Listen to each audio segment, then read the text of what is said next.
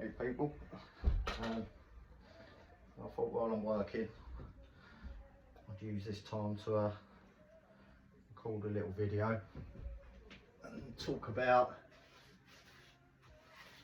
success, what defines success, and motivational people. You see all these people on Instagram like Andrew Tate and such, and talking about making money and you need to be successful in your career and all this shit. But does that truly define success? And is money everything? Well, to me, no. And maybe that's because I ain't got none, possibly. But it's not really the most important thing to me. I've had points where I've been successful in my career, points where not so much. Currently in a job that's not really my passion. It's not the worst job in the world, but it does allow me a lot of time to educate myself throughout the day by listening to podcasts, listening to books. And one book I listened to recently is Outliers. Now, I first heard about this book listening to Joe Rogan, and once I've read this book, it occurred to me why Joe Rogan is so big on it, because he is an outlier. Now, to become an outlier, there is so many variables, even to the point of the month you was born in. So for example, they talk about Premier League footballers in this book, and the fact that if you look at Premier League footballers, most of their birthdays are around September and November. Now the reason for this is because within the UK, the school year runs from September to July. So if you are a September baby, you are one of the oldest in your year. Now this gives you nearly a full year advantage on someone that is a July baby, like myself. So what that means is you've got that extra year maturity. Now that gives you an advantage straight away. So what that generally means is, with that year's extra maturity, you tend to find that those kids end up in the higher groups within sports, within education, you know, maths, English, stuff like that. So because they end up in the higher groups, they then get more time and attention put to them. Whereas babies like myself end up in the lower groups, so they don't get as much time and attention. For instance, my school was terrible. Anyone that was there with me and Matthew Arnold in the lower groups back in the day will tell you, they did not give a shit. We was allowed to do what the fuck we wanted. No one cared. Now, I'm not sitting here crying about it or anything, because, as I said, you know, my current situation isn't the best, but I've done some pretty cool shit. Been in the army, worked for one of the big gym companies when I left, started as a coach, quickly went into management, and I've actually started a pretty cool job, looking at starting that in November, which I'm really excited about, but we'll talk more about that at the time. So yeah, so the amount of variables needed for someone to become an outlier and become successful is insane. So these people that do, it's quite easy for them to sit there saying you should do this, you should do that. But is that really what defines success, and how many people are actually going to achieve that? So if you're looking up to these people thinking this is what I've got to do, this is what I've got to do, and you're not getting there, it could become quite disheartening, I feel. So that got me thinking about what actually defines success. Now, these days, these people have you believe that as I said, it's all about money and career and having nice cars and all that bullshit. But does that truly make you happy? I would argue no. As I said, I'm currently in a job now. It's not my passion. It's not the worst thing. But I use the time here to educate myself, listen to lots of books, listen to lots of podcasts, and it gets you thinking and it gets you learning. I'd say within the last 3 years, listening to podcasts and reading books at work, or listening to audio books at work, I probably had more of an education than I did the whole time I was at school, and probably learnt more. And you know, as I said, it makes me think, well, what is success? Well, for me, one of my biggest successes is my relationship. Me and my girlfriend Hayley, we've been together now for 8 years. And I find that these days, that's kind of a bit of a rarity. Because people give up on things too easily when it comes to relationships. But again, I'm not here to talk about that. What else have I been successful in? Well, somehow I've managed to raise 2 fucking awesome children. And I do wonder how I've managed that sometimes. But I have. Maybe it's just that they're a bit better than me and picked up. But I like to think that I played a little part in that. My daughter's turning 18 in November. She's looking at going to university. She wants to study film. The boy's turning 10. He's like a little part autistic genius. So, but again, you know, what is success? Well, it doesn't just have to be about money and buying nice shit and stuff like that, you know. I'm sure it's nice. As I said, I'm not rich, so I can't say whether money brings you happiness or not. But what I can say is that I don't have a lot of money. I'm happy, and I'm not necessarily fulfilling the career that I want to.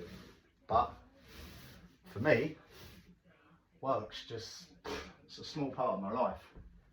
You know, I've done a post earlier about getting up early and going to the gym. So this morning, by 7 o'clock, I've been to the gym, been home.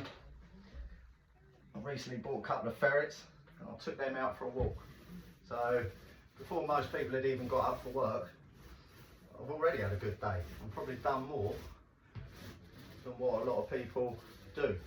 Most people wait for that alarm, set their alarm half hour before they need to get up for work, get ready, sit on a train or sit in a car, travel to work, fucking sit at a desk all day, maybe pop to the gym for 30 minutes to do a class or something on the way home, sit on the train, and then sit in their houses watching telly all night. You know. If that's your life, you're not living the fullest of it, you know. It's 24 hours in the day. It gives you so much potential to do shit that you want to do. But we all get sucked into this, you know, fucking watching telly, watching Netflix. It's all bullshit. It's all bullshit. I very rarely watch TV these days.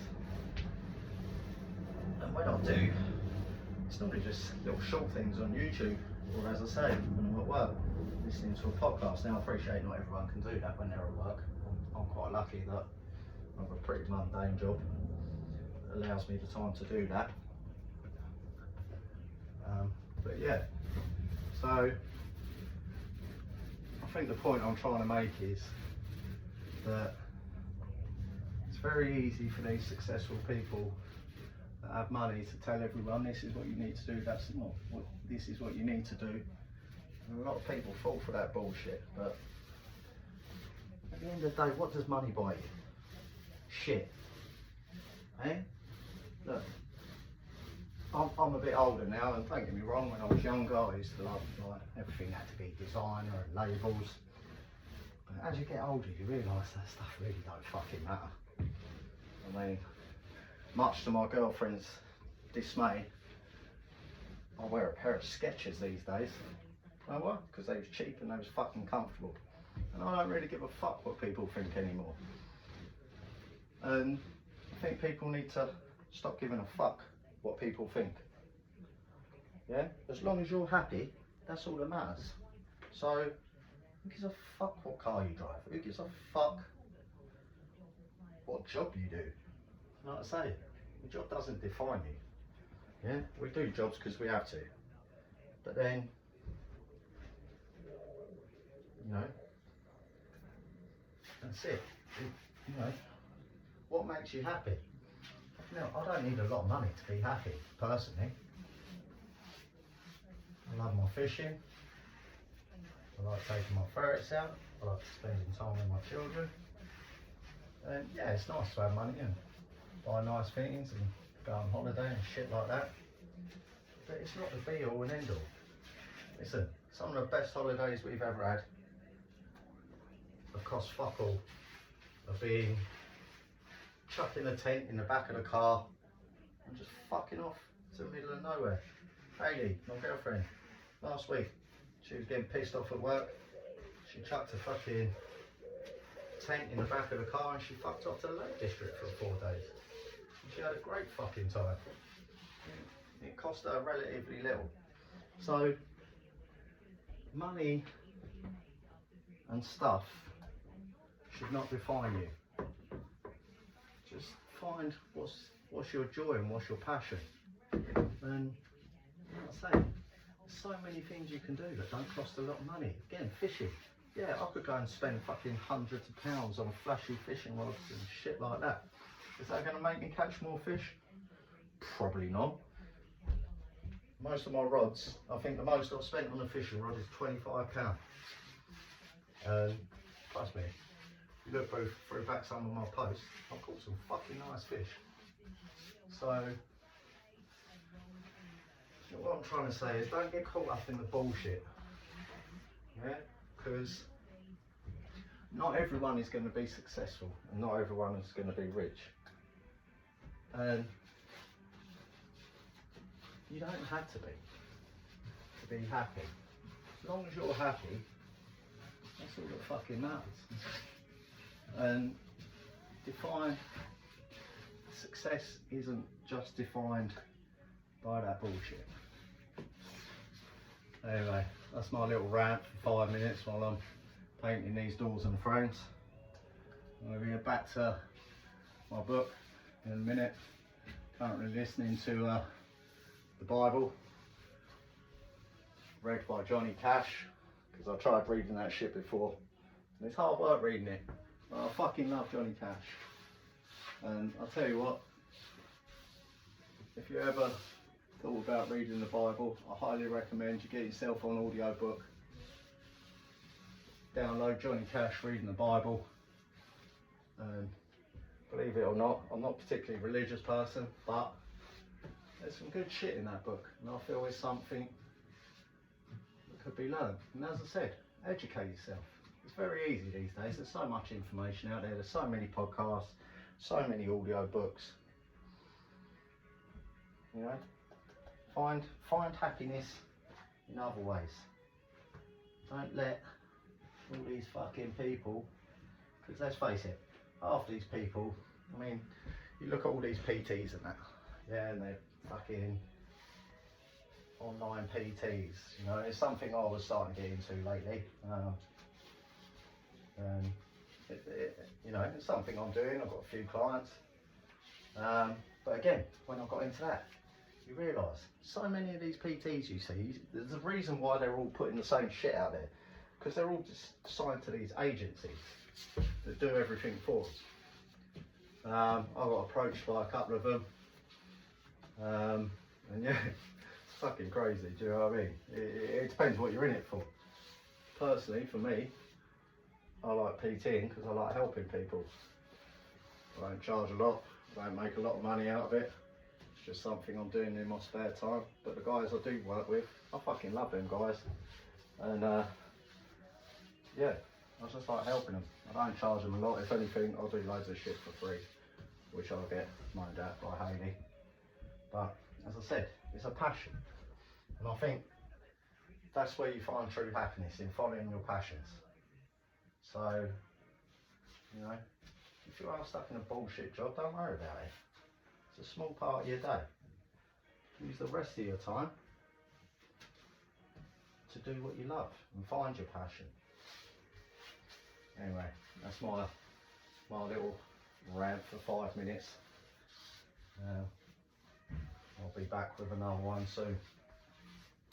See you later, motherfuckers.